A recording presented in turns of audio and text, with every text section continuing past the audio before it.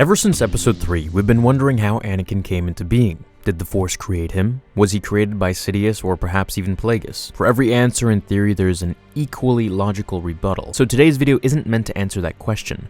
Also, considering the fact that we've gotten a little bit of an allusion to Palpatine having created Anakin in the Canon Vader comics. What we will dive into today is what did Darth Plagueis himself think about this question. In the Legends book Darth Plagueis, Lord Plagueis himself spends much of his life trying to unlock the secret of how to force the midichlorians to do his complete and absolute bidding. The Sith believed that the Force was theirs to control, as opposed to the Jedi who believed they were servants of the Force and needed to do its will. Plagueis spent years pushing so hard against the Force that he began to feel it resisting him and pushing back. So, during the events of Episode 1, Darth Plagueis was hyper-aware of what the Force was doing, especially since the Sith were putting into motion their grand plan to get Palpatine elected as Supreme Chancellor, and eventually to destroy the Jedi. During this plot, part of it was revealing Darth Maul to the Jedi on Tatooine, and thus revealing to the Jedi that the Sith were no longer extinct. The Sith fully expected this move to shake up the Jedi Order, which it did, but what they did not expect was something else that would be found on Tatooine, a little boy named Anakin. When Anakin arrived on Coruscant with Qui-Gon and Padme, Anakin actually spent the night in a guest room in Palpatine's apartment. Then he met with the Jedi Council. Despite all the time that Palpatine was around him, neither Sith Master so much as even sensed him at all through the Force. In fact, Sidious first learned of Anakin's Force abilities from Jedi Master Dooku, who told Palpatine that Qui-Gon believed that there was a Chosen One, the prophesized being who would destroy the Sith and bring balance to the Force, and that Qui-Gon found him. To say that this left the Sith Masters with more than a few questions and worries is an understatement. This was a complete wild card in their plan. Sidious didn't even know about the prophecy. Plagueis knew that the only way he could for sure know about this if the rumors and prophecies were true would be to meet him personally. So on the day that Queen Amidala called for a vote of no confidence in Supreme Chancellor Valorum's leadership, and thus set in motion the grand plan of the Sith, Darth Plagueis, under the guise of his public persona, Ego Damask, went to the apartment where Anakin was staying to meet him. Now here I'm going to read from the book so we can really get into Plagueis' mind and understand the near panic that he was feeling. It says, the fact that Qui-Gon Jinn had identified Maul as a Sith was to be expected, but Dooku's news about a human boy at the center of a vergence of the Force had come as a shock. More, Qui-Gon saw the boy as the Jedi's prophesized Chosen One. He had to see this Anakin Skywalker for himself, had to sense him for himself. He had to know if the Force had struck back again, 9 years earlier, by conceiving a human being to restore balance to the galaxy. Plagueis came to a halt at the entry to Palpatine's apartment. Eventually, one of Queen Amidala's near-identical handmaidens came to the door, a vision in a dark cowled robe, her eyes fixed on Plagueis' breath mask. "I'm sorry, sir," she said. "Senator Palpatine is not here." "I know," Plagueis said. "I'm here to speak with a guest of the Senator.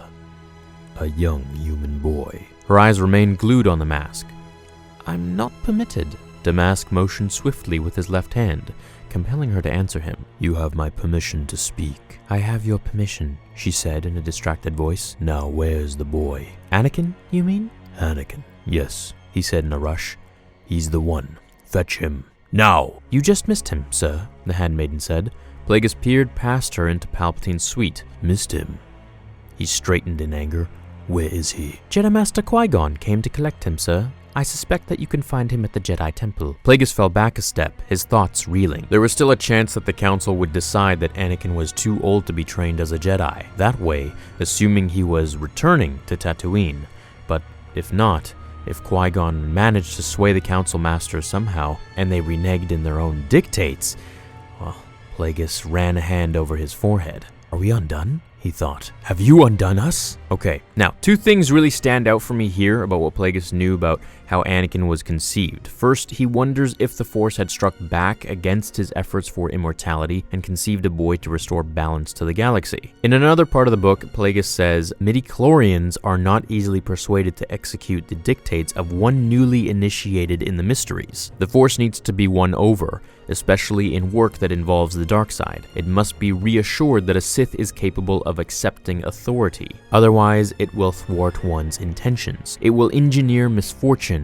It will strike back. Plagueis worried this is what happened with Anakin. Second, since the first item here would be Plagueis' fault, he wonders if his actions have completely undone the imperative of the Sith. Has he doomed everything the Sith have worked so hard to achieve by causing the Force to create the ultimate enemy against them? Plagueis even starts to panic a little bit, it seems. Because if the Force was against them, what chance would they ever have in winning that fight? So, we see that Plagueis at least thought it possible that his actions had indirectly created the boy.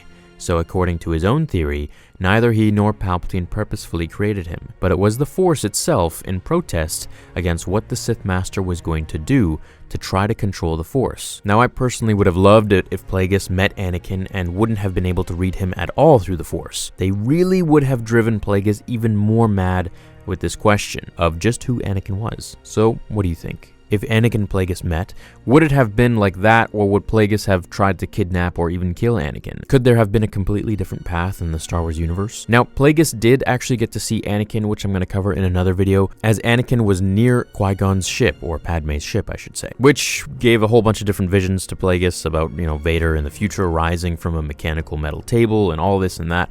It was pretty interesting, so I'll cover that in the future for you. Let me know what you think about this one in the comments below. I would love to have seen Plagueis in the film. So he originally, I guess, at least in the novel's standpoint, he was supposed to be in the film, and he was there in the backgrounds, in the back scenes that we didn't get to see. Hope you enjoyed this one. Leave a like if you did, and I'll see you in the next video. Until then, my fellow Jedi and Sith friends, remember, the Force will be with you, always. Now, fulfill